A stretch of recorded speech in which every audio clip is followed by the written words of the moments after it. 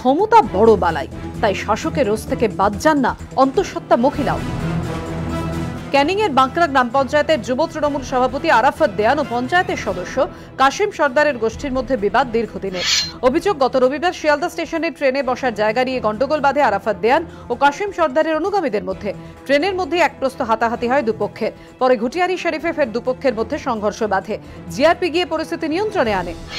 রবিবার গভীর রাতে আরাফাত দেয়ানের অনুগামী বলে পরিচিত এক দম্পতির বাড়িতে হামলা চালায় কাশিম গোষ্ঠীর লোকজন। অভিযোগ, স্বামীকে না পেয়ে তার অন্তঃসত্ত্বা স্ত্রীকে বেধড়ক মারধর করা হয়। গুরুতর আহত হন তিনি। রাতেই তাকে ভর্তি করা হয় ক্যানিং হাসপাতালে। এদিন আল্ট্রাসোনোগ্রাফিতে জানা যায় গুরুতর আঘাত লাগায় গৃহবধূর গর্ভস্থ শিশুর মৃত্যু হয়েছে। কাশিম সর্দার এসে আমাদের বাড়িতে এসে মেয়েদের উপর অত্যাচার করে, মানে পেটে প্রথমে লাথি মারে, দুটো মহিলার আঘাত হয়েছে। গর্ভবতী তারা, একজন 2 মাসের প্রেগনেন্ট ছিলেন, তার গর্ভ মানে প্রেগনেন্ট অবস্থা, বাচ্চা নষ্ট হয়ে গেছে।